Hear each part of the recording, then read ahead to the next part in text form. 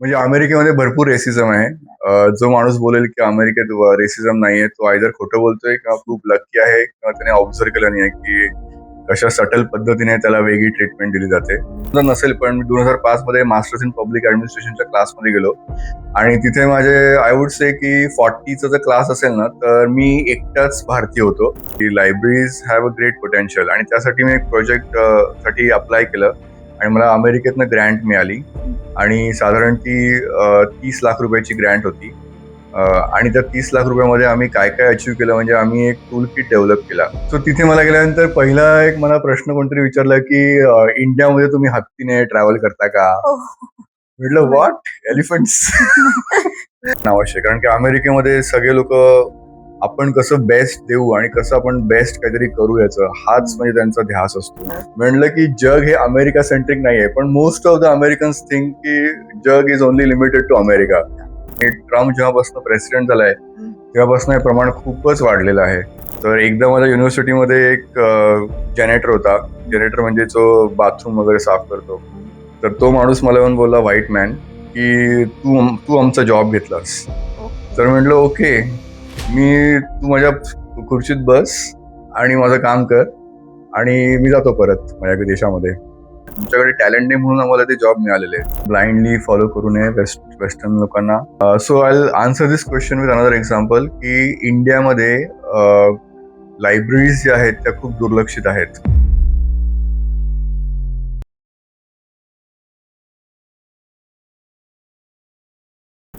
नमस्कार.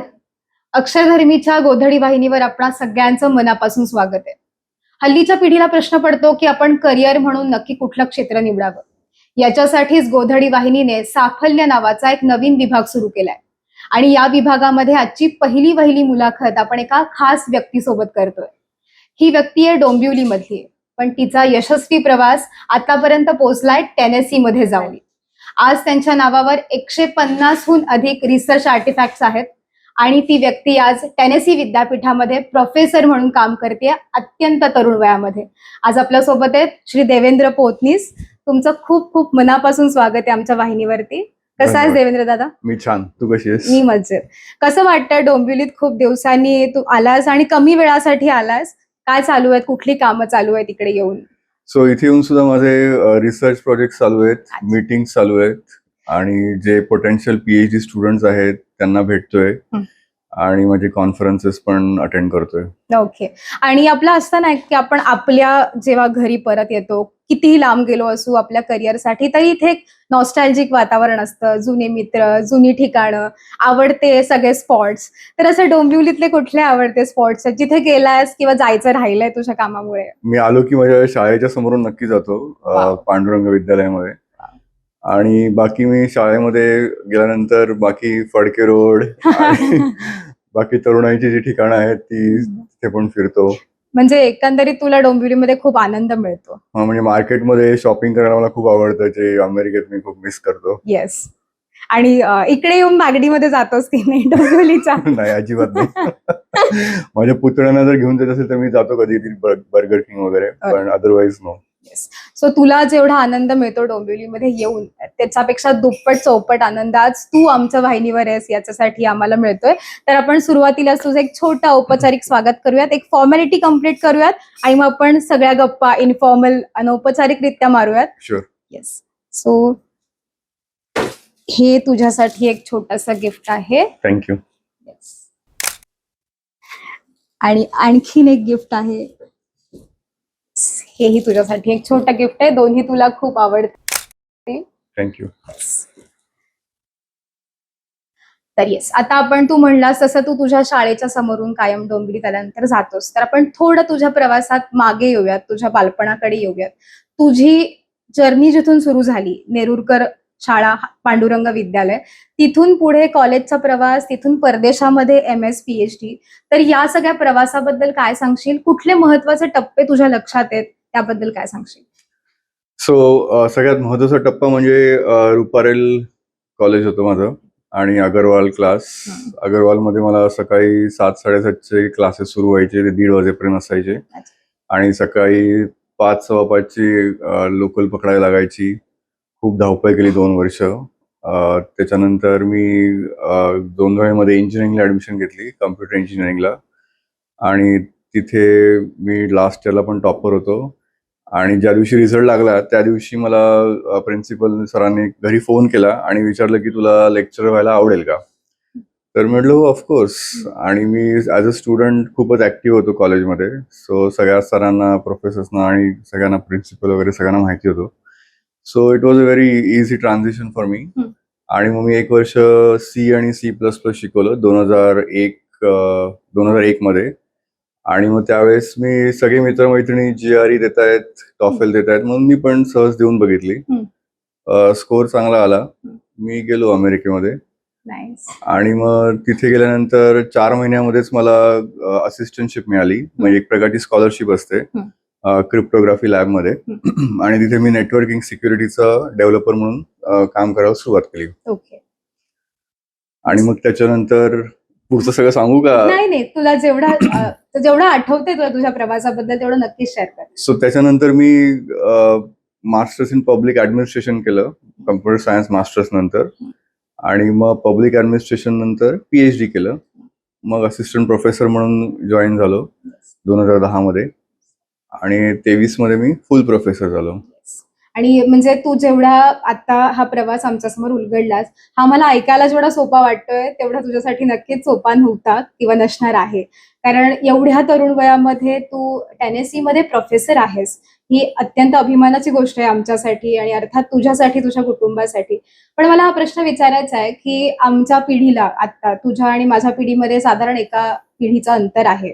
आणि माझ्या पिढीच्या विचारसरणीमध्ये साधारण असं असतं की इंजिनिअरिंग झाल्यानंतर एक चांगल्या क्वालिटीचा इंडियामध्ये जॉब, त्याचं पॅकेज खूप चांगलं आहे, आरामात 2 वीक ऑफ आणि एक आरामाचं आयुष्य, एक पटापट मिळणारी सगळी प्रगती.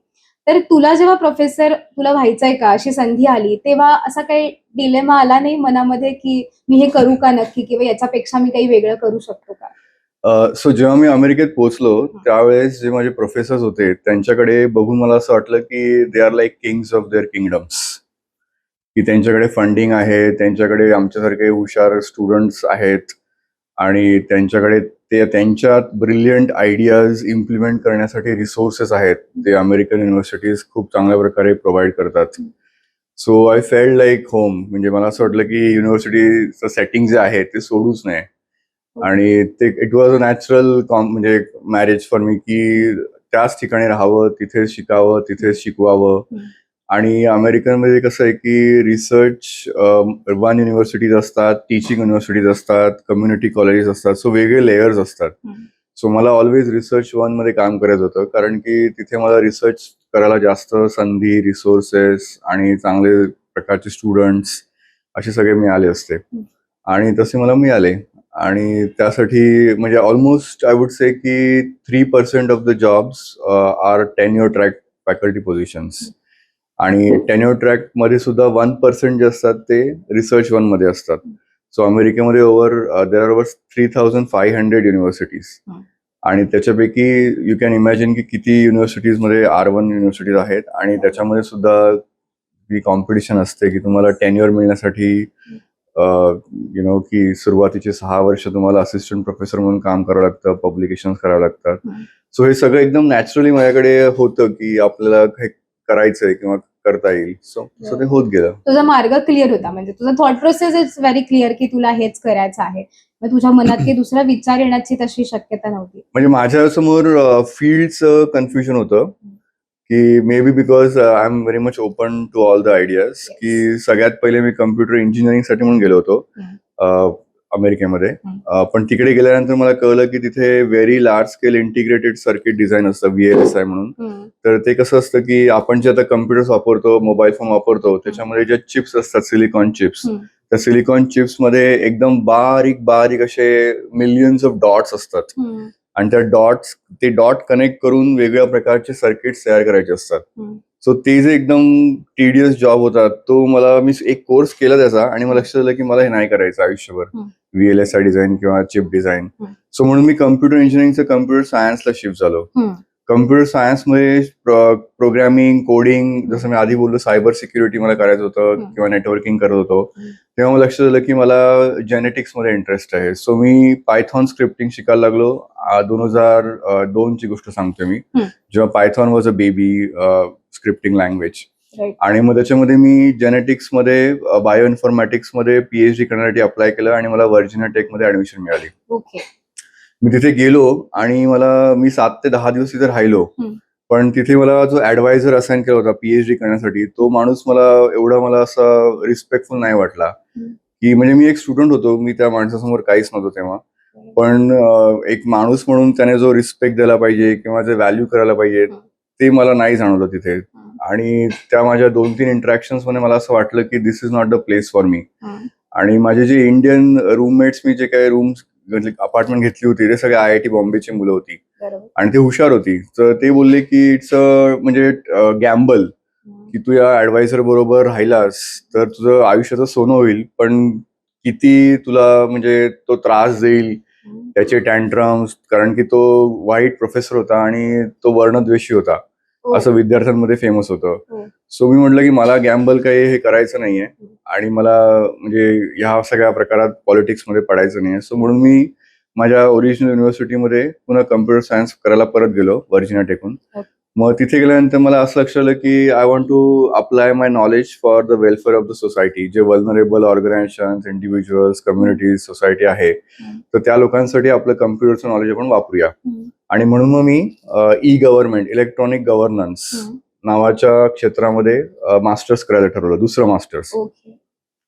मग त्याच्यामध्ये मी US न्यूज अँड रँकिंग मध्ये बघितलं की टॉप युनिव्हर्सिटीज कुठल्या आहेत, आणि त्यात मला स्टेट युनिव्हर्सिटी ऑफ न्यूयॉर्कचं रँकिंग दिसलं. म्हणजे पहिले हार्वर्ड होतं, दुसरं सिराक्यूज होतं आणि तिसरं स्टेट युनिव्हर्सिटी ऑफ न्यूयॉर्क होतं. तर पहिल्या 2 युनिव्हर्सिटीज या प्रायव्हेट युनिव्हर्सिटीज होत्या. सो त्याच्यामध्ये म्हणजे तेवढे पैसे माझ्या आई वडिलांकडे पण नव्हते आणि ते मला तिथे जमणार नव्हतं, सगळं महागडं सगळं. सो म्हणून मी पब्लिक युनिव्हर्सिटीमध्ये गेलो आणि 3rd रँक युनिव्हर्सिटीमध्ये मी जाऊन माझं मास्टर्स पूर्ण केलं. आणि ते पूर्ण करत असताना मला इंटर्नशिप करायची होती. सो मी इंटर्नशिपसाठी अप्लाय केलं आणि युनायटेड नेशन्स मध्ये माझं सिलेक्शन झालं.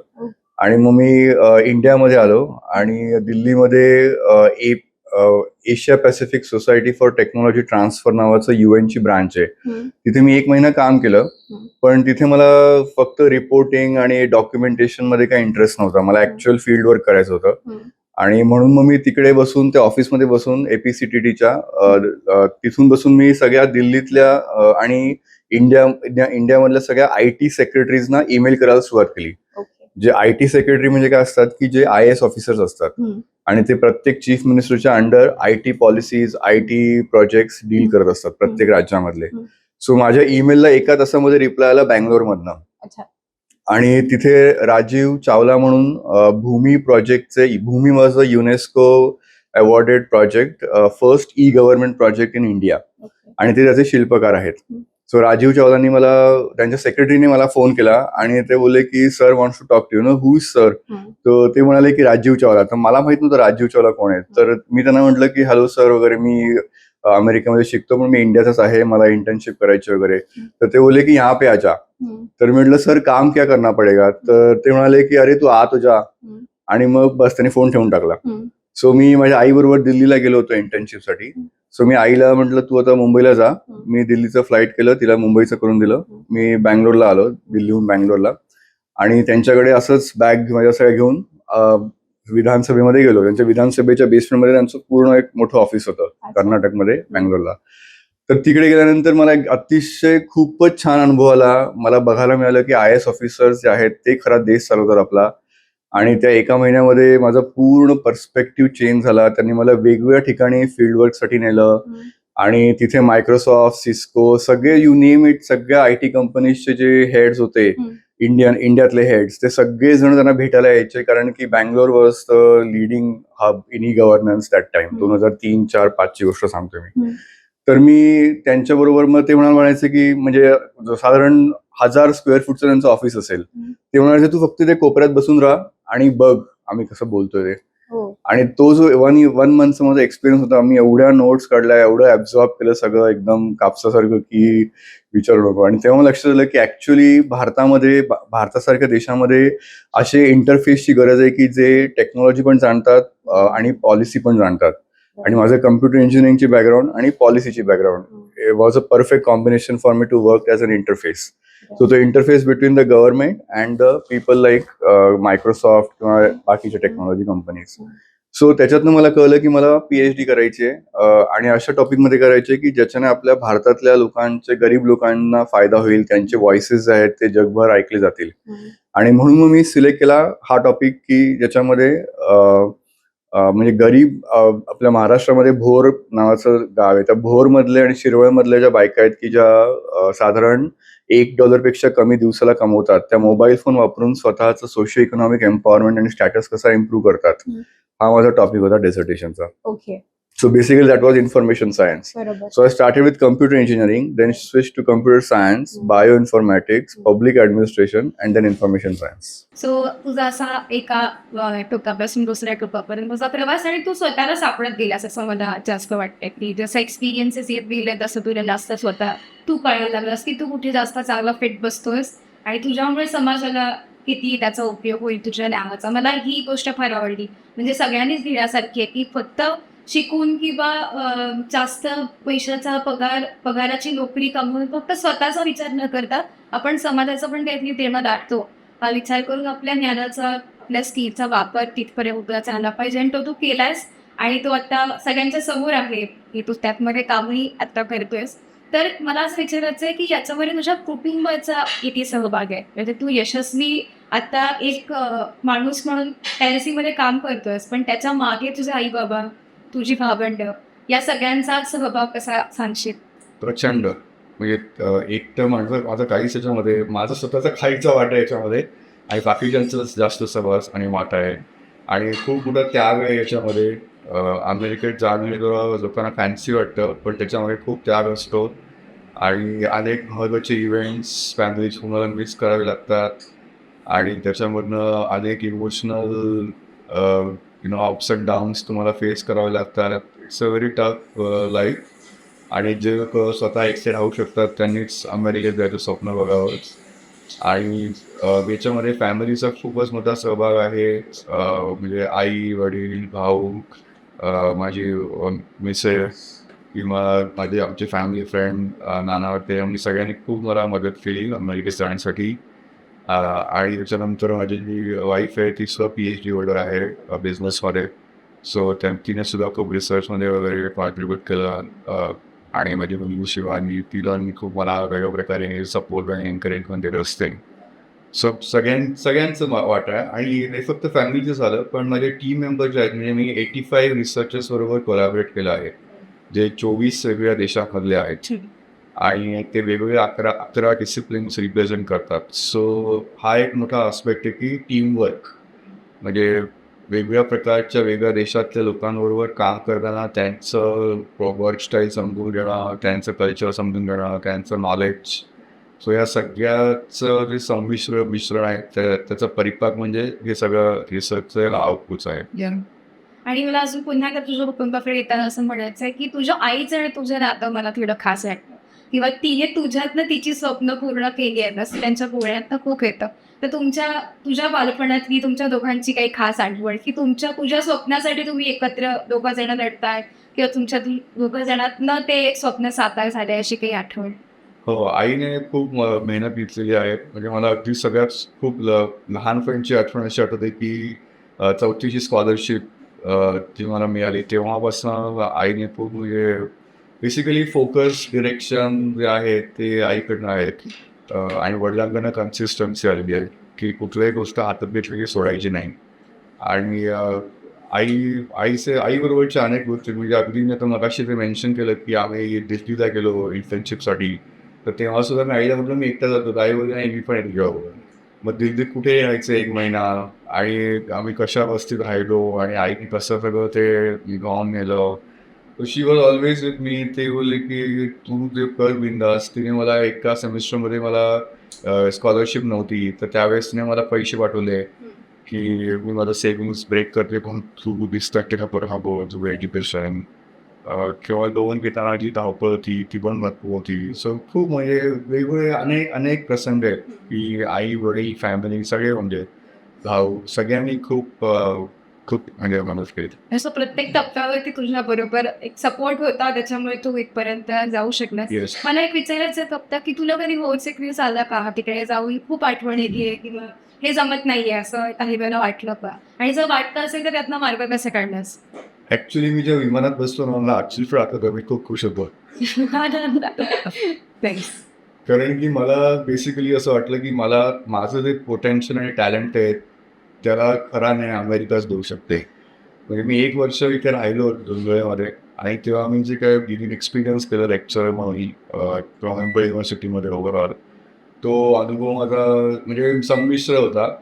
आणि त्याच्यामध्ये मग लक्ष दिलं की मला इकडचं पॉलिटिक्स किंवा इकडचं जे सगळ्या वर्क कल्चर आहे ते नाही जमणार मला. हे मला खूपच सुरुवातीलाच कळून चुकलं होतं. आणि रेल्वेची धावपळ किंवा येणं-जाणं आता आपण डोंबिवलीत राहतो. सो ऑब्व्हियसली जॉबसाठी मुंबईत जावं लागणार. सो मुंबईमध्ये जाणं-येणं मला नाही जमणार. मी मला रुपारीमध्ये 2 वर्ष अपडाऊन केलं. सो तेव्हा मला लक्षात आलं की मला नाही जमणार सगळं. It's not for me. So मी खूप खुश होतो की अमेरिकेत गेलो आणि नंतर मी माझं असं नेचर आहे की मी एकदा कामाला सुरुवात केली की सगळ्याचा मला विसर पडतो. आणि ते खूप मला फायदेशीर ठरलं नंतर माझ्या आयुष्यामध्ये की जे काही टफ फेजेस माझ्या आयुष्यामध्ये आल्या याच्यामुळे माझ्या आईचे 2 ब्रेन सर्जरी झाल्या आणि तेव्हा बोलू शकलो नाही किंवा अजून पण बऱ्याच पर्सनल लाईफमध्ये कॉम्प्लिकेशन्स. तर तेव्हा पण मला माझा जो फोकस आहे त्या फोकसने खूपच मदत केली. आणि तो फोकस तुझ्या कुटुंबानेच तुला दिला असं म्हणायला अर्थ आहे. तर तू सांगत होतास की एक तुला वाईट नाही वाटलं तिकडे जाऊन, तू एक तुझ्या उत्साहामध्ये आणि तुला छान वाटत होतं, तुला तेच करायचं होतं. पण हे करायचंय हे कुठल्या वयाच्या टप्प्यात ठरवलंस आणि जेव्हा ठरवलंस तेव्हा काय मेहनत घेतलीस, कुठल्या प्रकारचा अभ्यास केलास, किती वेळ दिलास त्या प्रोसेससाठी? सो मला मुळातच अभ्यास करायला खूप आवडायचं. कुठलाही विषय घेतला, पुस्तक घेतलं की त्याचं एकदम सखोल ज्ञान मिळवल्याशिवाय मला ते समाधान वाटायचं नाही. आणि म्हणजे ते गोष्टी होत गेल्या. म्हणजे तुम्ही जसं एक्सपोजर खूप इम्पॉर्टंट असतं. तुमचे मित्र कोण आहेत हे खूप इम्पॉर्टंट असतं. आणि मला एक आठवण आठवते की मला डेव्हिड अँडरसन म्हणून माझे प्रोफेसर भेटले, जे MITचे ग्रॅज्युएट होते. आणि त्यांचे क्लासेस मी जेव्हा घेतले तेव्हा मला असं लक्षात यायला लागलं की अ, आपण वेगवेगळ्या म्हणजे एखादा जो प्रॉब्लेम आहे तर तो एकाच फील्डमधनं तो सॉल्व्ह नाही करू शकत. So you have to understand different approaches from different disciplines. की समजा कम्युनिकेशन, कम्प्युटर सायन्स, बायोलॉजी असे वेगवेगळ्या प्रकारच्या जे तुम्ही डिसिप्लिनरी जे नॉलेज असतं त्यानेच तुम्ही एखादा complex real world problem solve करू शकता. आणि म्हणून मग त्याच्यात मला असं वाटायला लागलं की आपण वेगवेगळ्या फील्डमधलं नॉलेज घेणं आवश्यक आहे. आणि तो एक भाग होता. दुसरं माझे म्हणजे प्रोफेसर्स मेन्शन करतोय, एक डॉक्टर लक्ष्मी मोहन म्हणून, की त्यांनी मला काय दिलं की रिसर्च मला म्हणजे conducting research is very different than publishing research. की तुम्ही खूप छान अनेक लोक आणि बघतो की खूप छान कंडक्ट करतात रिसर्च, पण ते पब्लिश नाही करू शकत. म्हणजे टॉप टियर व्हेन्यूज जे आहेत जर्नल्स आणि कॉन्फरन्स तर तिथे ते पब्लिश नाही करू शकत. आणि I was stuck at that level की मी मराठी माध्यमातला मुलगा आहे आणि मी कम्प्युटर सायन्समध्ये कोडिंग शिकायचो. सो मला इंग्लिश रायटिंग हे खूपच माझ्यासाठी दुर्लभ आणि वेगळी लांबची गोष्ट होती. आणि मी लक्ष्मी मोहन यांनी मला खूप चांगलं ट्रेन केलं. म्हणजे साधारण 3-4 वर्ष मी त्यांच्याकडे काम केलं. म्हणजे माझी स्टार्टिंग झाली टायपिस्ट म्हणून त्यांच्याबरोबर, कारण त्यांना टाईप नव्हतं करता येत. हो. आणि त्याच्यानंतर मी त्यांचे रिसर्च पेपर्सवर काम करायला लागलो, कोलॅबोरेटर झालो. आम्ही भरपूर आर्टिकल्स पब्लिश केले. 10 वर्ष आम्ही कोलॅबोरेट केलं. आणि त्यांच्याकडनं मी शिकत गेलो की कसं इंग्लिश स्कॉलरली आर्टिकल्स कसे लिहायचे. की पोझिशनिंग, सिग्निफिकन्स आणि जे काही बाकीच्या गोष्टी असतात ते कसं डिटेलिंग करायचं. तर हे सगळ्या गोष्टी मी खूप चांगल्या प्रकारे शिकत गेलो. सो मला जे गुरु मिळाले त्यांनी खूप चांगलं मला गाईड केलं आणि आधी म्हटल्याप्रमाणे एक्सपोजर, नेटवर्किंग, गायडन्स या गोष्टीने ते समृद्ध होत गेला अनुभव. येस. तुझे त्याच्या मागे खूप काय म्हणू आपण त्याला, की विचार आहे एकतर तुझा, की आपल्याला नक्की काय करायचंय, कसं करायचं आणि तुझी अभ्यासू वृत्ती जी लहानपणापासून दिसते, प्रत्येक तुझ्या गुणपत्रिकेमध्ये दिसते, की तू टॉपच आहेस, टॉपरच आहेस आणि ती प्रथा तू पाळली आहेस, तुझ्यासाठी पाळली आहेस. ती काही म्हणजे कोणाला दाखवण्यासाठी की मी मोठा आहे किंवा मी हुशार यासाठी नाहीये, पण तो हंबलपणा जो आहे त्यातला तो तुझ्या कामामध्ये दिसतो, आताही दिसतो. हो, आणि जे रिसर्च टॉपिक मी सिलेक्ट केले ना, ते सगळे रिअल वर्ल्ड प्रॉब्लेम कसे सॉल्व्ह करता येतील किंवा कुठल्याही कम्युनिटीला कशी मदत करता येईल या दृष्टीनेच घेतलेले रिसर्च प्रोजेक्ट्स आहेत. की आय गिव्ह एन एक्झाम्पल की अमेरिकेमध्ये रुरल ॲप्लेशिया नावाचा एरिया आहे आणि तिथे सी सेक्शन म्हणजे सिझेरियन सेक्शनचं प्रमाण खूप जास्त आहे. So America is an outlier among all the develop countries की म्हणजे तिथे सी सेक्शन सर्जरीज खूप जास्त होतात. आणि तो एक बेसिकली मेडिकल किंवा इन्शुरन्स फ्रॉड आहे की डॉक्टर्स फोर्स करतात बायकांना की तुम्ही सी सेक्शन सर्जरीज करायला पाहिजे डिलिव्हरीच्या वेळेस. आणि तो टॉपिक घेऊन माझ्याकडे एक विद्यार्थिनी आली आणि तिने माझा सोशल इन्फॉर्मॅटिक्स नावाचा क्लास घेतला होता आणि ती बोलली की प्रोफेसर मेसी नाव तिचं, ती आता प्रोफेसर आहे दुसऱ्या युनिव्हर्सिटीमध्ये युटामध्ये. तर ती बोलली की हा टॉपिक खूपच इम्पॉर्टंट आहे. तर मी म्हटलं तू कर तुझा प्रोजेक्ट, आपण बघूया. आणि मग तिने जे काही प्रिलिमिनरी फाइंडिंग्स प्रेझेंट केले त्याच्यात मला लक्षात आलं की this project has a lot of potential. कारण की वॉल स्ट्रीट जर्नलला सुद्धा याचा खूप आरडाओरडा झाला होता की अमेरिकन डॉक्टर्स जे आहेत ते लुबाडतायत गरीब लोकांना रूरल एरियामध्ये. सो ह्या टॉपिकवर मग आम्ही खूप जास्त इन्व्हेस्टिगेशन केलं, खूप छान पब्लिकेशन्स केले, वेगवेगळ्या ठिकाणी ते प्रेझेंट केलं आणि बेसिकली त्या एरियातला जो इन्शुरन्स फ्रॉड होता तो कमी करण्यामध्ये आम्हाला यश आलं, कारण की त्याच्यानंतर खूप मीडिया पब्लिसिटी पण मिळाली त्या गोष्टीला. सो हा एक जस्ट एक एक्झाम्पल सांगतोय. बरोबर. माझा पुढचा प्रश्न तुला तोच होता की हे सगळे विषय निवडताना म्हणजे आता तू जसं म्हणलास की तिचं प्रेझेंटेशन बघून मला लक्षात आलं की या विषयामध्ये पोटेन्शियल आहे. सो हे प्रत्येक रिसर्चच्या मागे तुझी अशी काही एक गोष्ट असेल तर हे आपण करावं किंवा हे निवडावं किंवा हा विषयामध्ये आपण अजून थोडंसं सखोल जाऊन विचार करावा, हे कसं ठरवतोस? So I answer this question with another example की इंडियामध्ये लायब्ररीज ज्या आहेत त्या खूप दुर्लक्षित आहेत. आणि लायब्ररी जे आहे तो it's an excellent platform for the government to serve the underserved communities throughout the country. आणि त्यासाठी बिल अँड मेलिंडा गेट्स फाउंडेशनने मिलियन्स ऑफ डॉलर्स इन्व्हेस्ट केले इंडियामध्ये, इंडियन लायब्ररीजमध्ये, की त्यांचं इन्फ्रास्ट्रक्चर चांगलं व्हावं म्हणून. आणि युजली आपल्याला काय वाटतं की लायब्ररी म्हणजे फक्त बुक्स आणि तिथे कोणतरी आहे आणि तो सांगतोय की शांत राहा, लायब्ररीयन सांगतोय शांत राहा, ही एक जनरल इमेज आहे. पण अमेरिकेत गेल्यानंतर माझी ते अंडरस्टँडिंग आणि इमेज एकदम बदलून गेली की libraries have a great potential. आणि त्यासाठी मी एक प्रोजेक्ट साठी अप्लाय केलं आणि मला अमेरिकेतनं ग्रँट मिळाली आणि साधारण ती 30 लाख रुपयाची ग्रँट होती. आणि त्या 30 लाख रुपयामध्ये आम्ही काय काय अचीव्ह केलं म्हणजे आम्ही एक टूल किट डेव्हलप केला आणि आम्ही गुजरातमध्ये मोदींच्या कॉन्स्टिट्युएन्सीमधनं सुरुवात केली की जवळजवळ 10 पब्लिक लायब्ररीजमध्ये आम्ही सेशन्स घेतले 3-3 तासाचे. आणि तिथे आम्ही वी मेड शुअर की जे लोक दिवसाला $2 पेक्षा कमी कमवतात अशा एकदम गरीबातल्या गरीब लोकांना आपण बोलवायचं आणि त्यांना आपण मोबाईल कसा वापरायचा किंवा digital literacy, financial literacy, mobile वापरून कसं फायनान्शियल ट्रान्झॅक्शन करायचं आणि गव्हर्नमेंटचा जो डिजिटल इंडिया प्रोग्राम आहे त्यासाठी तळागाळातल्या लोकांना कसं आपण तयार करायचं.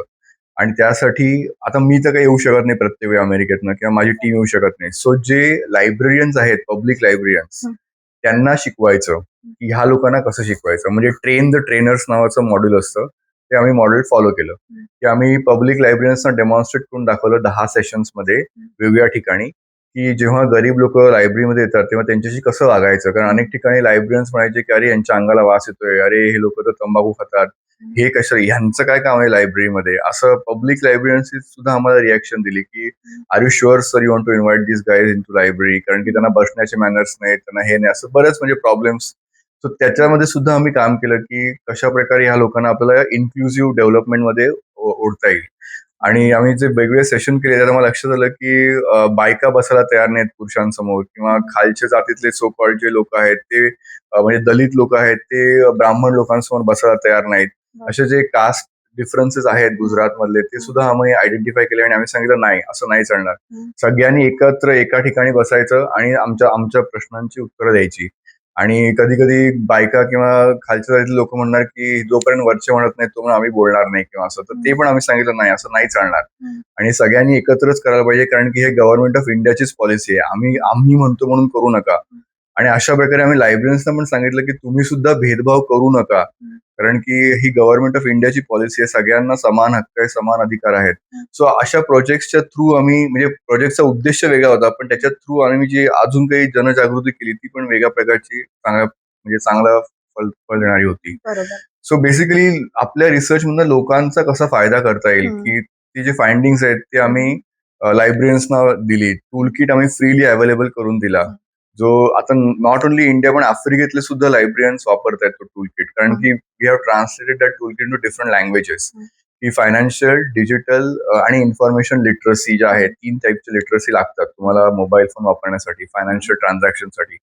आणि मोबाईल फोनच का, कारण की रिसर्च दाखवतो की जर तुम्हाला पॉवर्टी इरॅडिकेशन करायचं असेल तर तुम्हाला मोबाईल फोन वापरणं अतिशय आवश्यक आहे. आणि mobile phone is the fastest way to alleviate poverty in the world. बरोबर. सो बेसिकली माझे जे प्रोजेक्ट्स आहेत ते युनायटेड नेशन्सच्या 17 सस्टेनेबल डेव्हलपमेंट गोलपैकी 4 सस्टेनेबल डेव्हलपमेंट गोल्सला इन्फॉर्म करतात. No poverty, good health and wellbeing, gender equality आणि रिड्युसिंग इनइक्वॅलिटीज. ओके. आणि त्यासाठी मला UN मध्ये पण बोलवलंय प्रेझेंट करायला रिसर्च, आणि वर्ल्ड बँक मध्ये सुद्धा मी जाऊन आपल्या भारतातल्या किंवा इतर देशातल्या गरीब लोकांचे जे प्रॉब्लेम्स आहेत ते रिसर्चच्या थ्रू जे आम्ही फाइंड आउट केलं ते मांडलेले आहेत. क्या बात. आणि मग मला तेच विचारायचं आहे की या विषयाचं मूळ म्हणजे तुला कधीपासून या समस्या स्वतःला माणूस म्हणून जाणवत गेला? कारण आपण आपल्या आपल्या काय म्हणू वलयात असतो, आपण आपल्या आपल्या गोष्टी करत असतो, पण हे काही समाजामध्ये भाग चालू आहेत, हे तुझ्या कधी एक माणूस म्हणून लक्षात आलं? So great question. So basically बाळकडू आहे माझ्याकडे, की माझे आजी आजोबा जे होते, श्री विठ्ठल भुसकुटे आणि सिंधुताई भुसकुटे, हे फ्रीडम फायटर होते आणि ते सोशल वर्कर पण होते.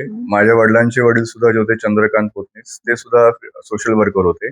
सो लहानपणापासून मी बघितलंय की माझी आई सुद्धा सोशल वर्कर होती. मातृमंदिर म्हणून संस्थेत तिने खूप भरीव योगदान दिलेलं आहे.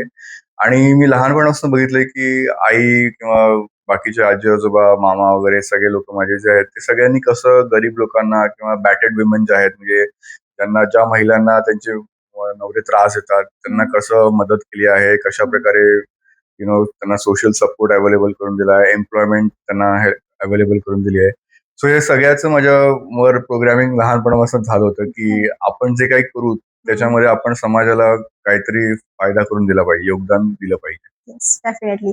आणि अजून मला एक थोडा यालाच लागून प्रश्न विचारायचा आहे, तुझं ऑब्झर्वेशन मला याच्यामध्ये हवंय की भारतीयांबद्दल बाहेर म्हणजे अमेरिका, आता तू जसं म्हणलास तसं काय गैरसमज आहेत आपल्याबद्दल, आणि तिकडच्या लोकांबद्दल तुला इथे काय गैरसमज दिसतात जे खरं तर नाहीयेत, म्हणजे आपण मिथ फॅक्ट म्हणू शकतो?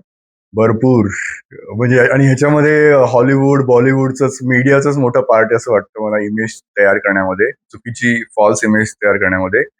सो कुठून सुरुवात करू मी, की म्हणजे अमेरिकेमध्ये भरपूर रेसिझम आहे. जो माणूस बोलेल की अमेरिकेत रेसिझम नाहीये तो आयदर खोटं बोलतोय किंवा खूप लकी आहे किंवा त्याने ऑब्झर्व केलं नाहीये की कशा सटल पद्धतीने त्याला वेगळी ट्रीटमेंट दिली जाते. आणि हे लोकांना माहित नाही. इथे बसून लोकांना वाटतं की, आणि इथे America is the richest country in the world, it's one of the greatest countries, but socially जर तू बघितलंस तर मला असं वाटतं की इट्स नॉट सो ग्रेट. तुम्हाला खूप वेगळ्या प्रकारे अडॅप्ट करावं लागतं आणि लोकांना इथे बसून वाटेल. आता मी कुठली उदाहरण सांगू, मी 2005 मध्ये सांगतो तुला, की आता समजा नसेल, पण मी 2005 मध्ये मास्टर्स इन पब्लिक ऍडमिनिस्ट्रेशनच्या क्लासमध्ये गेलो आणि तिथे माझे आय वुड से की 40चा जर क्लास असेल ना तर मी एकटाच भारतीय होतो आणि बाकी I would say 35 people were white Americans. आणि त्या सगळ्यांचे जे पॅरेंट्स किंवा ग्रँड पॅरेंट्स जे होते ते न्यूयॉर्क स्टेट असेंब्लीमध्ये लेजिस्लेचर्स किंवा आमदार वगैरे, म्हणजे आमदारांच्या मुलांबरोबर किंवा त्यांच्या, कारण की तो प्रोग्रामच तसा होता की अमेरिकेतले IAS ऑफिसर तयार करण्याचा तो प्रोग्राम होता. तिथे मला ऍडमिशन मिळाली होती. सो तिथे मला गेल्यानंतर पहिला एक मला प्रश्न कोणतरी विचारला की इंडियामध्ये तुम्ही हत्तीने ट्रॅव्हल करता का? म्हटलं व्हॉट, एलिफंट्स? तर म्हणजे असे काय काय गमती जमतीचे प्रकार किंवा ऍक्सेंट वरनं मजाक उडवणं. सो मी त्यांना सांगितलं जसं माझा इंडियन ऍक्सेंट आहे तसं तुमचं अमेरिकन ऍक्सेंट आहे म्हटलं. तो बोलला की we don't have an accent. म्हटलं की यू से डू म्हटलं तुम्ही BBC ऐकलंय का म्हटलं, कारण की BBC मधले जे लोक, ब्रिटिश लोक बोलतात ते खूप बोलतात दे हॅव ब्रिटिश ऍक्सेंट. म्हणलं की जग हे अमेरिका सेंट्रिक नाहीये, पण most of the Americans think की जग is only limited to America. म्हणजे कितीतरी माझे फ्रेंड्स किंवा स्टुडंट्स आहेत, they have never travelled outside of the US. तर त्यांच्यासाठी अमेरिका हेच जग आहे, अमेरिका हेच सगळं सर्व आहे, बाकी सगळे त्यांच्यापेक्षा खाली आहेत. कमी आहे. They don't matter, they don't exist. आणि ते त्याच्यावरून जज करतात की Yes. कमी जास्त काय. मोस्ट म्हणजे आणि हे मी तुला एलिट आणि इंटेलेक्च्युअल लोक सांगतोय. जे खालचे लोक आहेत, जे म्हणजे शिकलेलेच नाही आहेत, किंवा ते मी ट्रॅव्हल करताना पण एक्सपिरियन्स करतो. आणि ट्रम्प जेव्हापासून प्रेसिडेंट झालाय तेव्हापासून हे प्रमाण खूपच वाढलेलं आहे. म्हणजे मी ज्या रुरल एरियाजमध्ये ट्रॅव्हल करतो, की माझं घर वॉशिंग्टन डीसीच्या जवळ आहे आणि मी काम करतो टेनेसीमध्ये. सो ते अंतर साधारण 750 किलोमीटरचं आहे आणि ते रुरल एरियाजमध्ये जातं, टेनेसी आणि व्हर्जिनियाच्या. सो तिथे जेव्हा मी स्टॉपवर घेतो तेव्हा जे लोक एक्सपिरियन्स मला मिळतो तो अजूनच म्हणजे वेगळा, की त्यांना फक्त वाटतं की हे लोक आपलं जॉब घ्यायला आलेले आहेत. तर एकदा माझ्या युनिव्हर्सिटीमध्ये एक जॅनेटर होता. जॅनेटर म्हणजे जो बाथरूम वगैरे साफ करतो. तर तो माणूस मला येऊन बोलला, व्हाईट मॅन, की तू आमचा जॉब घेतलास. तर म्हटलं ओके, तू माझ्या खुर्चीत बस आणि माझं काम कर आणि मी जातो परत माझ्या देशामध्ये. तर मग तो बोलला, नाही तसं नव्हतं म्हणायचं मला. मी म्हटलं की तुला समजत नाही, म्हटलं की आम्ही जे इथे आलोय ते आमच्या टॅलेंटवर आलोय आणि ते अमेरिकेत टॅलेंट नाहीये म्हणून आम्हाला इथे जॉब मिळत आहे. सो हा जो संघर्ष आहे तो म्हणजे चालतच राहणार आहे. कळलं ना? आणि बरोबर. त्यासाठी तुम्हाला एज्युकेट करणं आवश्यक आहे लोकांना, की आम्ही तुमचे जॉब घेतलेले नाहीयेत. बरोबर. तुमच्याकडे टॅलेंट नाही म्हणून आम्हाला ते जॉब मिळालेले आहेत. Yes. आणि उलट सांगायचं म्हटलं तर मी इंडियन स्टुडंट असोसिएशनचा प्रेसिडेंट होतो. आणि त्यावेळेस बऱ्याच मुलांना एअरपोर्टवरनं वेलकम करायचं, पिकअप करायचं, असे सगळे काम मी करायचो. सो आमची 150 मुलांची ऑर्गनायझेशन होती. आणि तिथे काही जण आले आणि बोलले की बॅग ठेवली त्यांनी आणि बोलले, man let's go to strip club. म्हटलं व्हॉट? म्हटलं स्ट्रिप क्लब? तर ते बोलले म्हणजे अमेरिकेबद्दलची इमेज की पार्टी, डान्स, क्लब्स, म्हणजे अशी काहीतरी चुकीची कल्पना की America is only about that. तर मग त्यांना पण सांगावं लागायचं की इथे खूप मेहनत आहे म्हटलं, स्वतःची कामं स्वतः करावी लागतात, कोणी तुम्हाला इथे मदत करायला नाहीये म्हटलं. सो दोन्ही साईडचे आहेत. मला असं वाटतं की प्रश्न वेगवेगळे आहेत कदाचित. प्रत्येकाचा पण संघर्ष तोच आहे दोन्हीकडे. की दोन्ही कंट्रीज तेच अडॉप्ट करायचा एकमेकांकडनं प्रयत्न करतात. त्यालाच लागून पुढचा प्रश्न, तू मगाशी पण उल्लेख केलास की तू मराठी माध्यमामध्ये शिकलेला आहेस. नेरुरकर हायस्कूलमध्ये तुझं 10वी पर्यंतचं शिक्षण झालं, मग रुपारेलमध्ये तू 11वी-12वी केलंस. तर मराठी माध्यमातनं शिकलेला मुलगा, त्याला पुढे काही अडचणी येतात किंवा तो ते त्या पद्धतीने अडॅप्ट करू शकत नाही जेवढा इंग्रजी माध्यमाचा व्यक्ती करू शकतो, असा आपल्याकडे एक समज आहे. तो कदाचित गैरसमज आहे असं मी मानते. आणि त्यानंतर मला अजून एक त्याची सकारात्मक बाजू असं वाटतं की मातृभाषेतलं शिक्षण हे सगळ्यात उत्तम शिक्षण किंवा सर्वोत्तम शिक्षण असं मानलं जातं. तर याच्यावरती तुझं काय मत आहे? आणि तुझ्या प्रवासामध्ये ते कसं बदलत गेलंय किंवा ते कदाचित बदललं नाहीये, तू ठाम आहेस त्या मतावरती?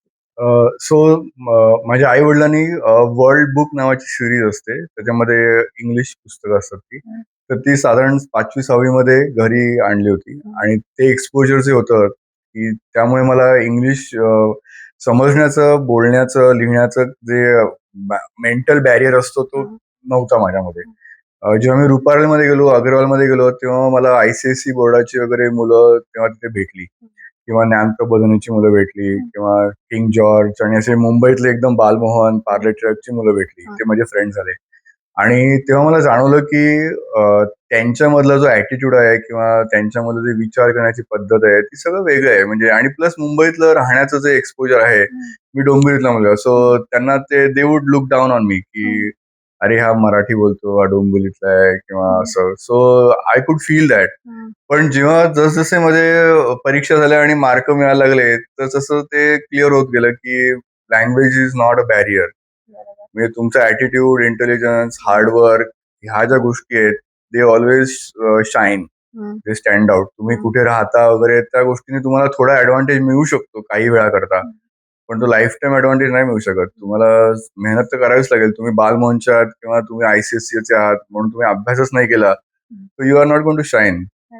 सो तो एक प्रश्न म्हणजे भाग आहे याच्यामध्ये. तर तुला फार तशी अडचण इंग्रजीमुळे तुझं अडलं नाही कधी असं? सो कधी कधी मला इंग्लिश शब्दांचे मित्र मजाक उडवायचे, पण दॅट्स ओके. म्हणजे मी माहिती आहे मला की मी मराठी माध्यमातला आहे. सो जर मला माझी भाषा तुम्हाला बोलायला सांगितली, तुम्हाला बोलता येईल का? नाही बोलता येणार. कोणी नॉर्थ इंडियन माझे मित्र असतील ते म्हणतील की अरे ऐसा नाही आहे, ये वर्ड ऐसा नहीं है, ऐसा है. तर मी म्हणायचो की ओके दॅट्स फाईन. ते दिल्लीचे लोक होते. मी म्हटलं की तुझे मराठी आती क्या म्हटलं. तो बोला नाही मुझे नहीं आती. तो म्हटलं फिर म्हटलं ये मेरी भी फर्स्ट लँग्वेज नाही आहे. सो अशा प्रकारे मी त्यांना म्हणजे आणि इट्स अ फॅक्ट. बरोबर. तर तुझी पकड किती तुझ्या मतावरती आणि भाषेवरती ठाम आहे हे आता कळू शकतं, की तुझं वास्तव्य पूर्णपणे वॉशिंग्टनच्या जवळ असून सुद्धा तू पूर्ण पॉडकास्ट इतक्या सुंदर मराठीमध्ये देतोयस. तुला अजूनही त्याच्यावरती विश्वास आहे तुझ्या भाषेवरती आणि तू एक्सप्रेसही त्या भाषेतनं होतोयस. तर हे आपल्याकडे राहिलेलं एक सकारात्मक बाजू आहे असं मला वाटतं फार. ऑफकोर्स. आणि sorry to interrupt but Yes. माझी मुलगी 11 वर्षाची आहे आणि तिला मराठी लिहिता येतं आणि नॉट ओन्ली दॅट तिने टिळक महाराष्ट्र विद्यापीठाच्या 4थी पर्यंतचे मराठीचे एक्झाम क्लिअर केले. सो क्या बात. म्हणजे मराठी तिला लिहिता वाचता बोलता येतं. माझे रिलेटिव्ह जेव्हा म्हणजे येतात, माझे 14 कझिन्स अमेरिकेत आहेत. सो माझे मामा काका आत्या सगळेजण जेव्हा येतात तिकडे आणि त्यांच्याशी तेव्हा ती मराठीत बोलू शकते खूप अतिशय शुद्धपणे, तेव्हा ते लोक खूप सरप्राईज होतात.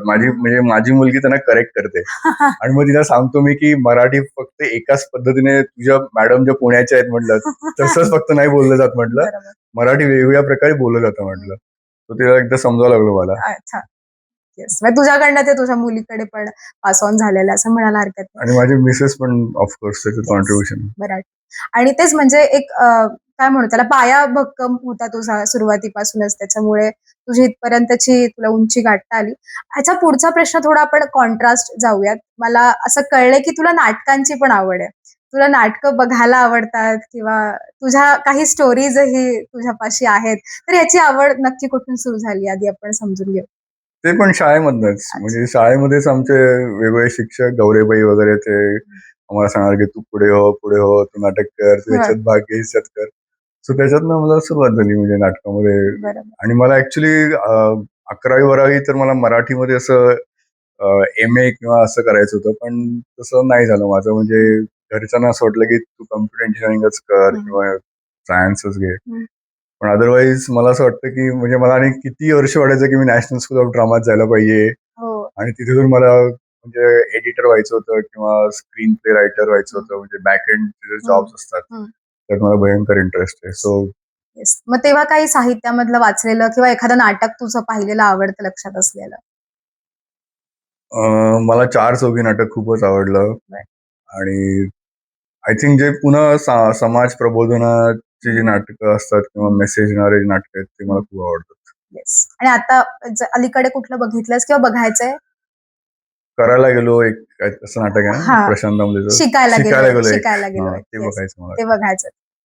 आणि तेच तुझ्या अभ्यासाच्या अनुषंगाने नाटक या विषयात कधीतरी संशोधन करशील आणि त्याच्यामधून तुला काही मिळेल असं असं काही फ्युचर गोल आहे का?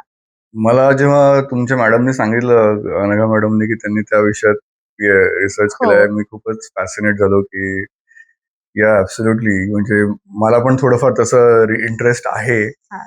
आणि आता बघू कसं पुढे संधी मिळते ती तशी. बरोबर. तर तुझ्या नाटकाच्या आवडीकडे आपण होतो आणि त्यातला तुझा रस. तर तुला मला पुढचा प्रश्न तोच विचारायचा आहे, की कधी काही लिहून बघितलंस का? किंवा अशा काही गोष्टी मनात आहेत का, की ज्याचं नाटक होऊ शकतं किंवा काही एक छोटी एकांकिका होऊ शकते? हो, आहेत. 2 गोष्टी आहेत माझ्याकडे. हां.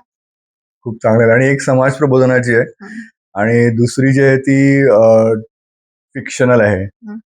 आणि एक म्हणजे आणि दोन्ही गोष्टी खूपच रिलेव्हंट आहेत आणि खूपच इंटरेस्टिंग आहेत. त्याच्यात ड्रामा आहे, नॉवेल्टी आहे आणि वेगवेगळ्या प्रकारचे आपल्या जीवनाचे रस आहेत दोन्ही स्टोरीजमध्ये, स्टोरी प्लॉट्समध्ये. ओके. आम्हाला म्हणजे ऐकायला आणि पुढे त्याचं नंतर जे काही रूपांतर होईल ते बघायला नक्की आवडेल. त्याच्यासाठी विचार कर. ॲब्सोल्युटली. लवकरात लवकर ते सगळ्यांच्या समोर येऊ देत. आणि आत्ता काही लिटरेचर मधलं वाचन चालू आहे का?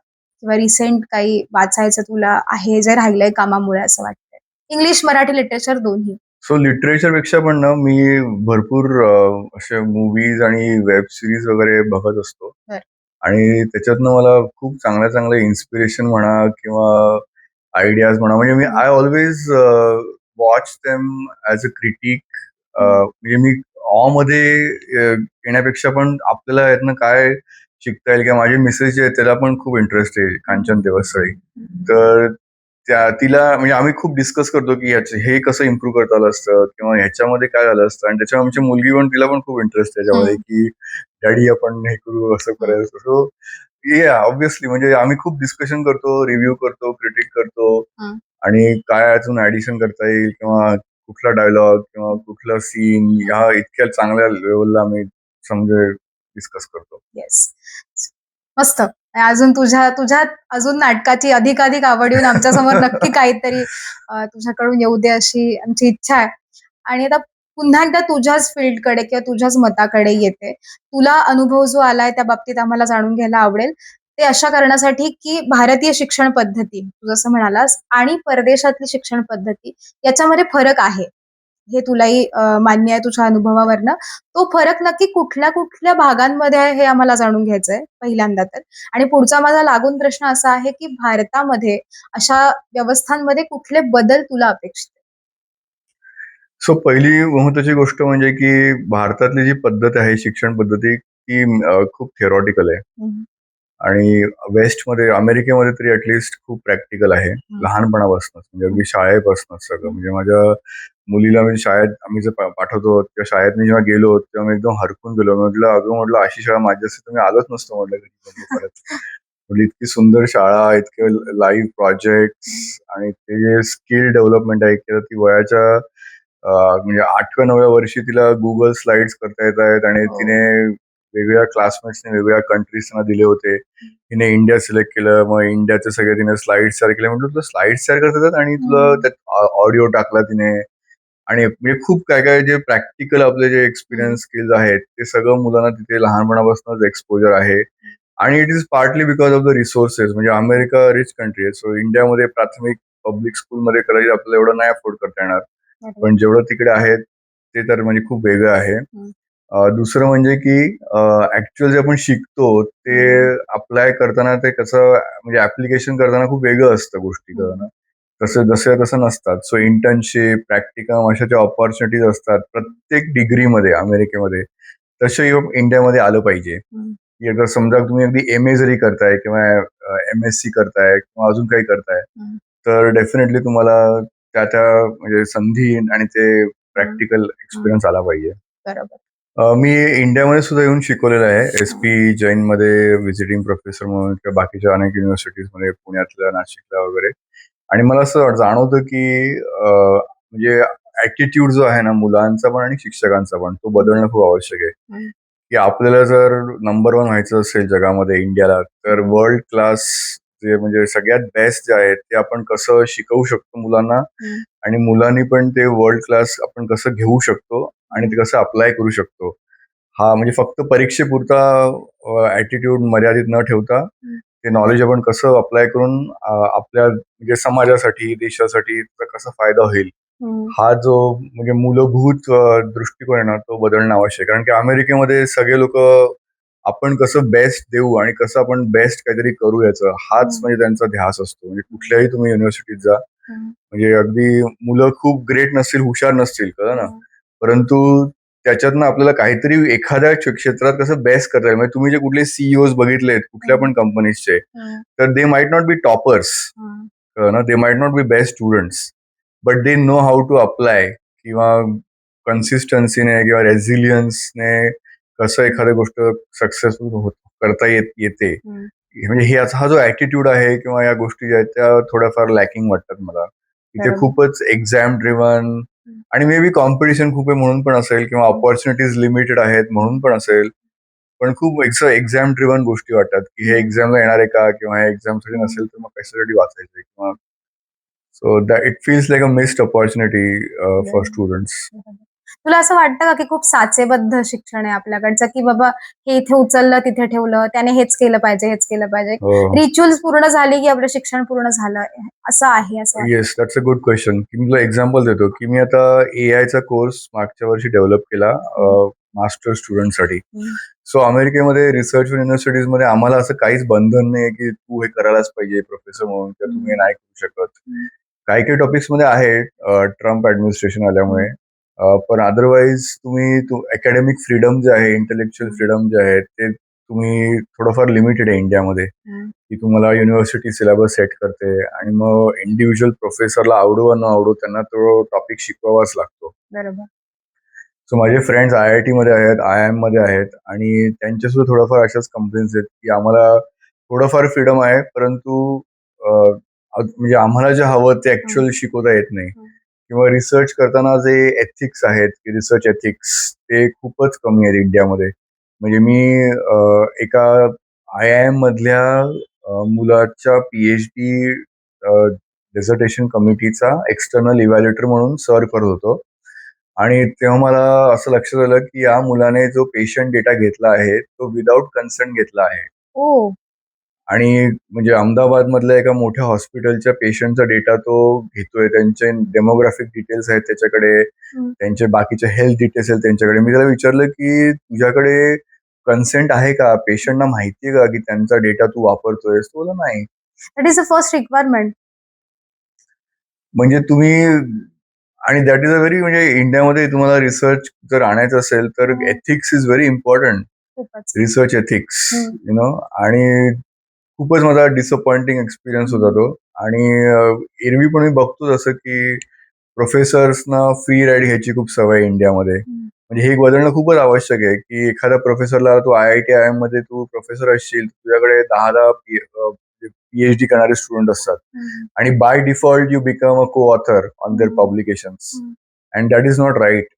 अमेरिकेत असं नाही आहे. बरोबर. अमेरिकेमध्ये ऍज अ प्रोफेसर असा, स्टुडंट असा, if you don't contribute you don't get co authorship. बरोबर. सो रिसर्च कल्चर जे असतं ना ते डेव्हलप करणं खूपच आवश्यक आहे आणि त्यात एथिक्सचा पार्ट खूप आवश्यक आहे, मॉरॅलिटीचा पार्ट. तर इंडियामध्ये सगळं मिसिंगच आहे. म्हणजे मला असं कॉन्फरन्सला वगैरे मी जातो आणि म्हणजे सेशन चेअर वगैरे असतो आणि मला दिसतं की प्रोफेसरची नावं अशीच ऍड ऑन केलेली आहेत. त्यांना काही माहितच नाही रिसर्च बद्दल स्टुडंटच्या, किंवा त्यांचं कॉन्ट्रीब्युशन काहीच नाहीये, फक्त ते गाईड आहेत म्हणून आहे. ते बिकम फ्री रायडर्स. बरोबर. जबाबदारी कमी आहे असं वाटतं का, किंवा घ्यायची नाहीये, किंवा इंटरेस्ट नाहीये, काय वाटतं तुला असण्यामागचं कारण? कल्चरच तसं आहे. म्हणजे ते म्हणजे माझे काही मित्र आहेत ते म्हणतात, की आम्ही आमच्या प्रोफेसरची नावं ऍड केली आमच्या डेझर्टेशन आणि पब्लिकेशनवर. बरोबर. सो ते लोक आमचे स्टुडंट आमचं नाव ऍड करतात. बरोबर. सो हे कल्चर आहे इकडचं. आणि I don't know if it's a good or bad culture, पण अमेरिकेत तरी असं नाहीये. म्हणजे if you don't work for something you don't gate credit for that. तर ते गांभीर्य कदाचित नसावं आपलं, तो सिरियसनेस नाहीये त्या गोष्टीबद्दलचा कदाचित. तर हे तुला इथे थोडं लॅकिंग वाटतं, किंवा हे हो, असायला म्हणजे हे हवं. बदलणं खूपच आवश्यक आहे, की पण बदलण्याचा मार्ग काय दिसतो तुला? म्हणजे प्रोफेसरने सांगायला पाहिजे, की आम्हाला नको क्रेडिट. हे तुझं काम आहे. तू पब्लिश कर. तुझं you should be the first author, solo author, what ever. किंवा तू हे एथिकली करायला पाहिजे. तू हे IRB इन्स्टिट्यूशनल रिव्ह्यू बोर्ड असतो, किंवा तू एथिकल कन्सिडरेशन मधनं जायला पाहिजे तुझा रिसर्च प्रोटोकॉल. रिसर्च कंडक्ट करण्याचे केवढे हाय स्टँडर्ड्स असतात वेस्टमध्ये, तसे इंडियामध्ये नाही आहेत. बरोबर. म्हणजे असतील गव्हर्नमेंटचे एस्टॅब्लिश केले, पण त्याला डेज्युर म्हणतात.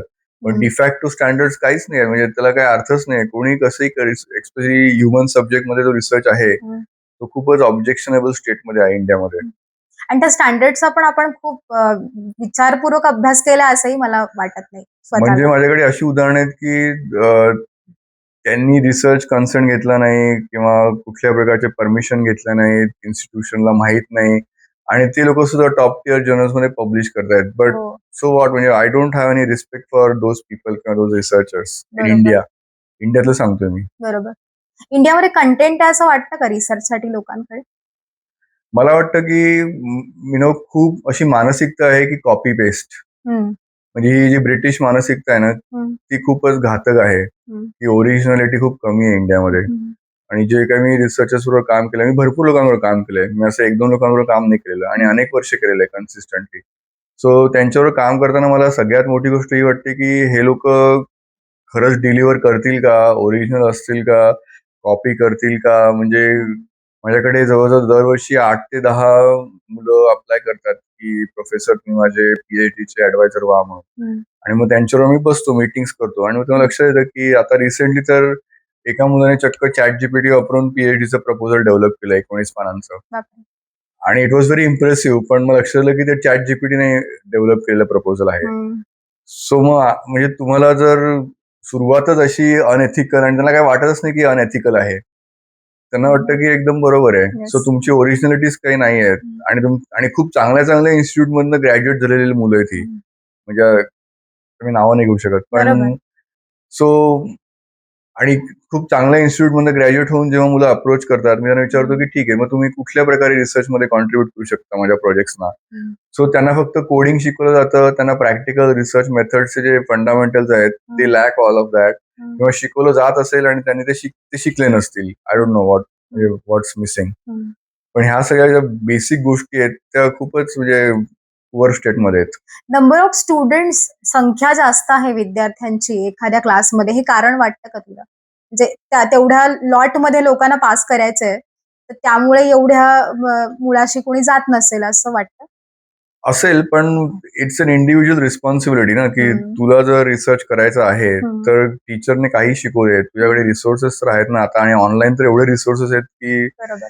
जर कोणाला शिकायचं असेल तर त्यासाठी काहीच बॅरियर नाहीये. म्हणजे असं कोणी म्हणू शकत नाही की मला शिक्षकाने शिकवलं नाही म्हणून मला हे येत नाही.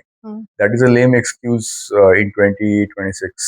बरोबर. Right? येस. तुला काय वाटतं की खरं तर इथे असे तुझ्यासारख्या लोकांचे काही वर्कशॉप्स कंडक्ट करून किंवा असे काही प्रोग्राम अरेंज करून याच्यामध्ये आपण थोडाफार कुठून तरी सुरुवात करू शकतो का? हो, ॲब्सोल्युटली. आणि याच्यासाठी म्हणजे मी एक आर्टिकल पण लिहितो आहे आणि वेगवेगळ्या युनिव्हर्सिटीज मला बोलवतात सुद्धा रिसर्चवर बोलवण्यासाठी, की हाऊ टू कंडक्ट रिसर्च. कारण की बऱ्याच ठिकाणी, बऱ्याच युनिव्हर्सिटीजमध्ये प्रोफेसर आहेत, त्यांचे PhD आहेत, बट दे कॅनॉट पब्लिश.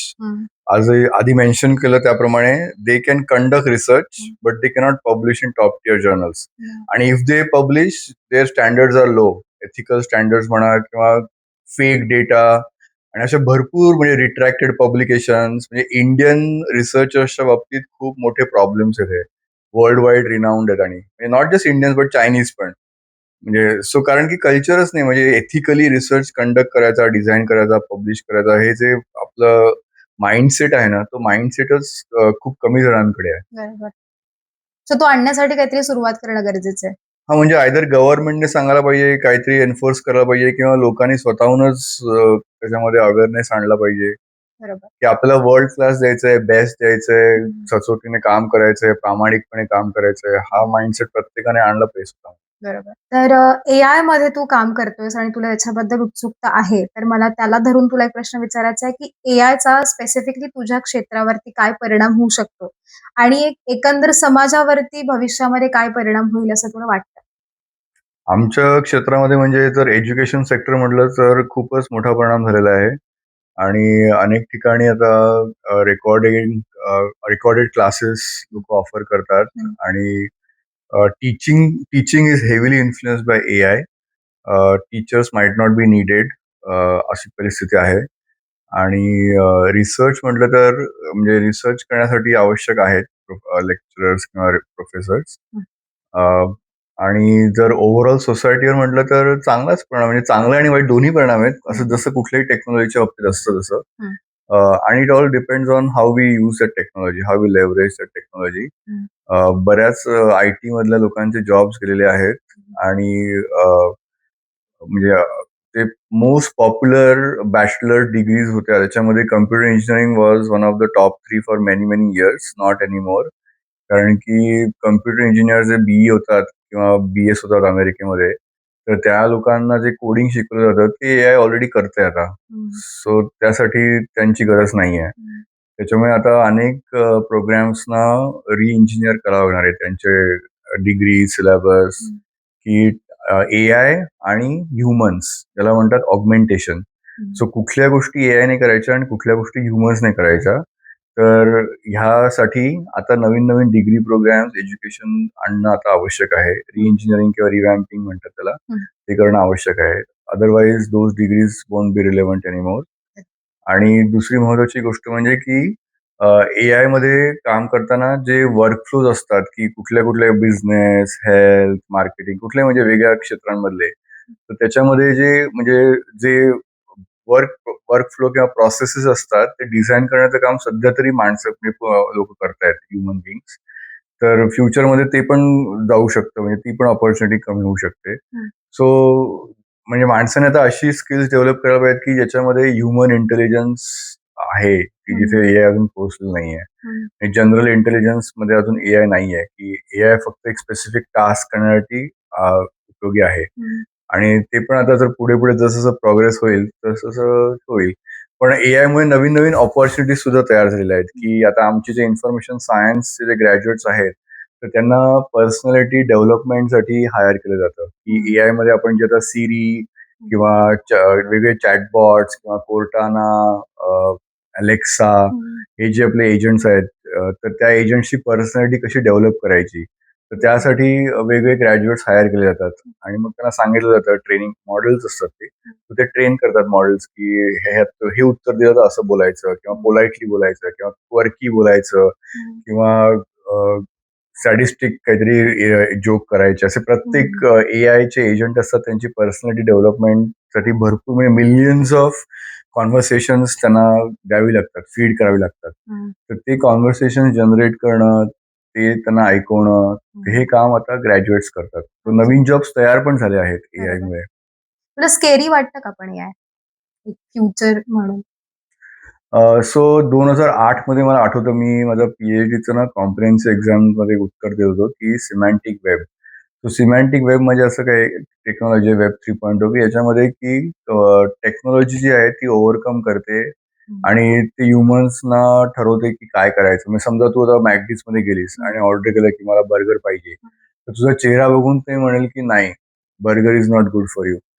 कारण का? कारण की तू समजा लेट्स से काहीतरी गॅजेट वेअर करतेस तुझ्या हातावर आणि त्या गॅजेटमुळे तुझा सगळा हेल्थ डेटा जो आहे तो ट्रॅक होतोय आणि अनालाइज होतोय इन द बॅक एंड क्लाउडमध्ये आणि त्याच्यामुळे तुला ते सांगतायत की तू खाऊ शकत नाही. आता चांगली गोष्ट आहे, तुला सांगतायत, तुला अवेअर करून देत आहेत, बरोबर.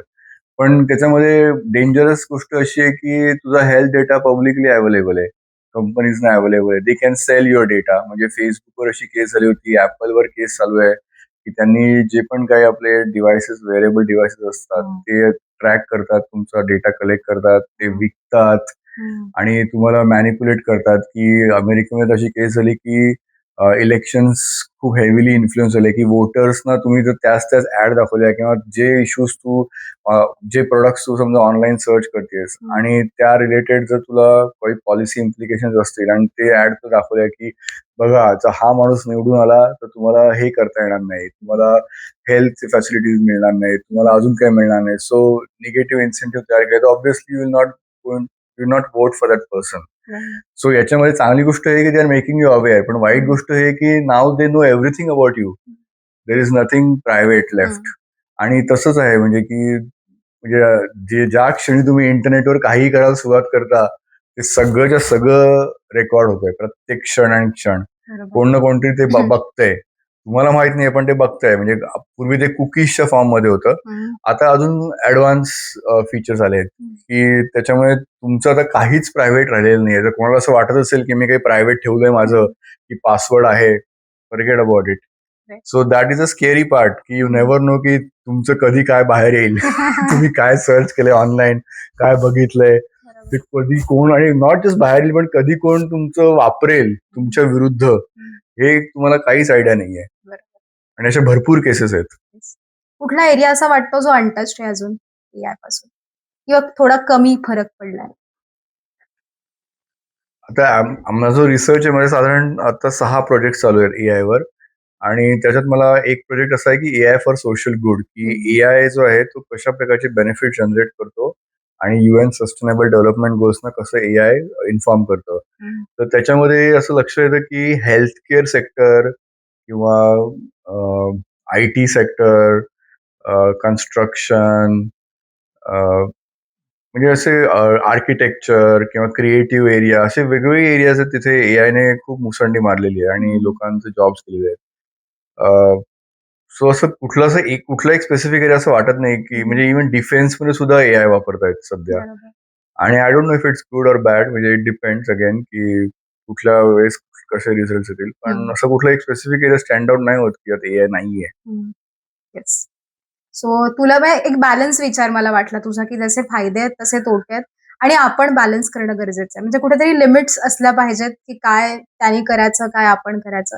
हे कॉम्प्युटर आले होते तेव्हा सुद्धा लोकांना वाटतच होतं, की आता सगळंच मशिनरी होणार आहे आणि आपण काहीच करणार नाही. त्यातून आपण सस्टेन केलंय, त्यातून हे करू असं मला वाटतं. तू काय पॉझिटिव्हली सांगशील याच्याबद्दल? हो, खूप चांगलं स्टेटमेंट केलं स्वतः आणि त्याच्यावर मला I want to build on that की म्हणजे for a long time the cars, automated cars trained AI agents to protect passengers in the cars, right? So आता समजा समोर कोणतरी हाय स्पीडने कार चालली आणि समोर कोणतरी व्यक्ती आली किंवा गाय आली किंवा अजून काही प्राणी आले, तर that car will make sure की तो पॅसेंजर सेफ आहे. तो समोरचा आलेला माणूस जर मेला किंवा त्याला उडवलं किंवा त्या गाईला उडवलं तर इट डझंट केअर, म्हणजे because it's not train for saving somebody around them. समजलं ना? आणि हा दोष कोणाचा आहे की जे कम्प्युटर इंजिनियर आहेत, सॉफ्टवेअर डेव्हलपर्स आहेत किंवा जे IT इंजिनियर आहेत, त्यांचा दोष आहे की त्यांनी हे कन्सिडर नाही केलं की सगळ्यांचा जीव असला पाहिजे किंवा सगळ्यांसाठी इन्क्लुसिव्ह जे डेव्हलपमेंट म्हणतो आपण, तर तो माइंडसेट जर त्यांच्याकडे नसेल तर ते कसे काय प्रोडक्ट्स तसे डेव्हलप करतील. आणि म्हणूनच मी एक ग्रँट लिहिली होती आणि त्याच्यामध्ये मला यश मिळालं की बेसिकली AI आपण जे डेव्हलप करतो त्याच्यामध्ये जे पण लोक इन्व्हॉल्ड आहेत त्या सगळ्या लोकांना हे एथिक्स, मॉरल आणि ह्या सगळ्याचे फंडामेंटल जे लेसन्स आहेत जे आपण युजली कन्सिडर करतो की ते आर्ट्सच्या लोकांसाठी आहेत किंवा पॉलिसीच्या लोकांसाठी आहेत. कम्प्युटर इंजिनियर्सना त्याची काही गरज नाही आहे. तसं आता राहिलेलं नाही आहे. तर कम्प्युटर इंजिनियर्सना, सॉफ्टवेअर डेव्हलपर्सना हे शिकवणं आवश्यक आहे. कंपनीजनी हे एन्फोर्स करणं आवश्यक आहे की तुम्ही काही पण जे करताय ते समाजासाठी करायचंय, ऑर्गनायझेशनसाठी करायचंय, लोकांसाठी करायचंय. नुसतं profit driven algorithms, profit driven product develop करायचे नाहीयेत. बरोबर. आणि ह्युमन सेंट्रिक पण नाहीये. राईट. सो ते- गव्हर्नमेंट पण पॉलिसीज आणू शकतं अशा प्रकारे. बरोबर. आणि आता तुझं आपण एक शेवटाकडे येतोय मुलाखतीच्या, म्हणून मला तुझा जरा आता तिकडचा प्रवास जाणून घ्यायचा की आता कुठली कुठली कामं चालू आहेत तुझी वेगवेगळी त्या बाजूला? आता तू हो. गेल्यानंतर काय करणार आहेस? चालूच आहेत, भरपूर भरपूर प्रोजेक्ट्स आहेत आणि प्रोफेसर झाल्यानंतर असं असतं की तुम्हाला एक एलिव्हेटेड स्टॅटस येतो. सो लोकांना वाटतं की ह्या माणसावर काम करावं आणि मी बरेच वेळा रिक्वेस्ट सांगतो की पोलाइटली की डिक्लाइन करतो की मी नाही करू शकत कारण की खूप जास्त प्रोजेक्ट्सवर काम करतोय मी. आणि सगळीकडे मी स्पेसिफिकली विचारतो की माझं काय कॉन्ट्रीब्युशन एक्सपेक्टेड आहे आणि AIचेच भरपूर प्रोजेक्ट्स मला सध्या येत आहेत आणि मला अशा प्रोजेक्ट्समध्ये काम करतोय मी की ज्याच्यामध्ये समजा फॉर इन्स्टन्स रुरल अमेरिकेमध्ये जे प्रॉब्लेम्स आहेत ते AI कसं सॉल्व्ह करू शकतं. किंवा रिसेंटली आम्ही एक प्रोजेक्ट केला की गुजरातमधल्या फार्मर्सना जे स्पोकन वेब नावाची टेक्नॉलॉजी वापरतात की जे इलिटरेट फार्मर्स आहेत, सेमी लिटरेट फार्मर्स आहेत की those who cannot have their websites, how can they just call a number and develop voice sites similar to websites. And then if somebody wants that knowledge, then they can just call the number and acquire that particular information over mobile phone. So हे जे काही projects आहेत त्याच्यामध्ये आपण फार्मर्सना पण value तयार करण्याची म्हणजे गोल ठेवतो. येस. सो रुरल अमेरिकेमध्ये AIचा वापर करून आपण कसं फार्मर्सना मदत करू शकतो, इंडियामध्ये कसं मदत करू शकतो किंवा डिसेबल्ड लोक जे आहेत किंवा पीपल विथ डिफरंट ॲबिलिटीज तर त्यांना आपण कसं मदत करू शकतो, या सगळ्या विषयांवर माझे आता प्रोजेक्ट चालू आहेत AIचे. किंवा AI लिटरसी म्हणजे काय एक्झॅक्टली, त्यासाठी कुठल्या प्रकारचे अदर लिटरसीज लागतात की इन्फॉर्मेशन किंवा अजून कुठले डिजिटल टेक्निकल लिटरसीज किंवा मीडिया लिटरसी. तर आणि प्लस AI लिटरसी आपल्याला जर आपल्या युथमध्ये आणायची असेल आणि त्यांना जर 21st सेंचुरी कॉम्पिटंट बनवायचं असेल तर त्यांना कुठल्या प्रकारचे सिलेबस, कुठल्या प्रकारचे कोर्सेस डेव्हलप करायचे आहेत, तर ह्याच्यावर सध्या माझा रिसर्च चालू आहे. सो हे तुझी कामं आता पुढे जाऊन असणार आहेत. आता एक शेवटचा प्रश्न आपण या मुलाखतीचा शेवटच्या प्रश्नाने करूयात. जसं मी सुरुवातीला म्हटलं की आता एक तरुण पिढीसाठी तू एक काय म्हणू आपण त्याला मेंटॉर सारखा आम्हाला वाटतोस, भासतोस, आदर्श. तर तुला आमच्या पिढीला, या तरुण पिढीला काय सांगावंसं वाटेल? आम्ही काय करावं? कशा पद्धतीने विचार करावा? तू म्हणतोस तसं सिस्टीम मधले बदल हे आम्ही आमच्या पद्धतीने कसे सुरू करावेत की ज्याच्यामुळे कदाचित पुढे जाऊन काही एक 20 वर्षांनी, 30 वर्षांनी त्याचा फायदा बाकी लोकांना होईल? सो मला असं वाटतं की इंडियामध्ये प्रचंड पोटेन्शियल आहे. आपण लोक एकदम ब्रिलियंट आहोत आणि ब्लाइंडली फॉलो करू नये वेस्टर्न लोकांना. आणि आपल्याकडे भरपूर पोटेन्शियल आहे आणि आपण आपल्या इंडिजिनियस सोल्युशन्स डेव्हलप करायला पाहिजेत आपल्या भारतासाठी, भारत सेंट्रिक, भारताचे प्रॉब्लेम ऍड्रेस करण्यासाठी. वेस्टर्न सोल्युशन्स इथे आणून मॉडिफाय करण्यापेक्षा आपण स्वतःच्या गोष्टी डेव्हलप करायला पाहिजेत, स्वतःचे ब्रँड्स डेव्हलप करायला पाहिजेत, की मला असं वाटतं की आपण ऍपल का वापरतो, आपण गुगल का वापरतो, आपण इंडियाचं काही का नाही डेव्हलप करू शकत, जसं चायनाने डेव्हलप केले त्यांचे सिस्टम्स. बरोबर. सो आपण आपले हार्डवेअर, आपले सॉफ्टवेअर असे गोष्टी डेव्हलप करायला पाहिजेत. आणि AI gives an excellent opportunity. AI is a level leveler, म्हणजे की लेवल जी आहे आपली की शिक्षणाची किंवा जिथं, तसं आता काही फरक नाही की एआयचा वापर करून लोक सोल्युशन्स डेव्हलप करू शकतात आणि ते करतायत लोक वेगवेगळ्या क्षेत्रामध्ये. पण अजून जास्त प्रमाणात करायला पाहिजे. एंटरप्रेन्योरल माइंडसेट पाहिजे की बिझनेस करण्याचं, आणि बिझनेस म्हणजे फक्त गोष्ट देणं घेणं असं नाही, तर अजून वेगळ्या इनोव्हेटिव्ह सोल्युशन्स डेव्हलप करायचे ज्याच्यामुळे सोसायटीचे प्रॉब्लेम सॉल्व्ह होतील. राईट. सो खूप खूप धन्यवाद. आज तू इतक्या तुझ्या सगळ्या धावपळीच्या शेड्यूलमधनं आमच्यासाठी वेळ काढून इतक्या मनमोकळ्या गप्पा मारल्यास. माझ्या सगळ्या प्रश्नांची तू इतक्या खुलेपणाने उत्तर दिलीस. तुझे अनुभव आमच्यासाठी खूप उपयोगी आहेत आणि आपल्या सगळ्या गोधडीच्या प्रेक्षकांनाही याचा खूप फायदा होईल. आज साफल्य नावाचा नवीन विभाग आपण सुरू केलाय, ज्याची पहिली आजची मुलाखत होती आणि इतक्या उत्कृष्ट पद्धतीने ती पार पडली आहे. देवेंद्र दादाने दिलेल्या सगळ्याच गोष्टींबद्दल आपण सगळ्यांनी विचार करणं गरजेचं आहे आणि अशाच पद्धतीचे वेगवेगळे पॉडकास्ट तरुण मंडळींसाठी, जनझीसाठी आम्ही पुढे घेऊन येणार आहोत. त्यामुळे चॅनलला सबस्क्राईब करायला अजिबात विसरू नका आणि पूर्ण मुलाखत आवडली असेल तर कमेंट जरूर करा. धन्यवाद.